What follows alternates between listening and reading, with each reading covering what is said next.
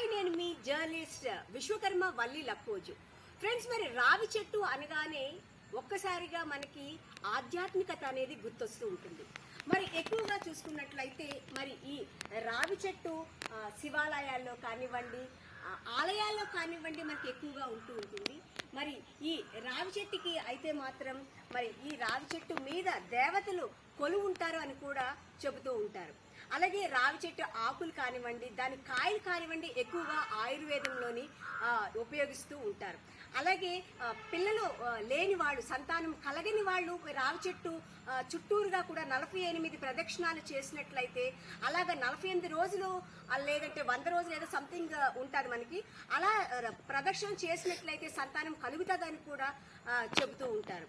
మరి అలాగే ముఖ్యంగా చూసుకున్నట్లయితే మరి రావి చెట్టు అని అనగానే కూడా ఒక పవిత్రతకి నిదర్శనం.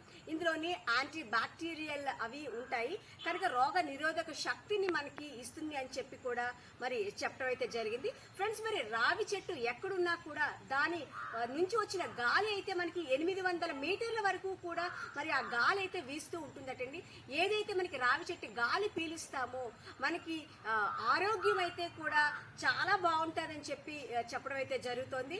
సో అలాగే ముఖ్యంగా ఇంట్లో మాత్రం రావి చెట్టును ఉంచకూడదు అంటారు. కారణం ఏంటంటే దాని వేర్లు అవి వచ్చేసి మరి గోడలను అవి కొట్టే లోపలికి వెళ్ళిపోవడం వల్ల పాడవుతాయని ఒక ఉద్దేశంతో రావి చెట్టును ఇంట్లో పెంచకూడదు అని చెప్పడం అయితే జరుగుతుంది. సో ఫ్రెండ్స్, మరి దేవాలయాల్లో కానివ్వండి ఎక్కడ మీకు రావి చెట్టు కనిపించినా కాసేపు అక్కడ కూర్చోండి, ఆ గాలిని పీల్చండి, ఆరోగ్యాన్ని మీ సొంతం చేసుకోండి. లైక్ చేయండి, సబ్స్క్రైబ్ చేయడం మాత్రం మర్చిపోవద్దు.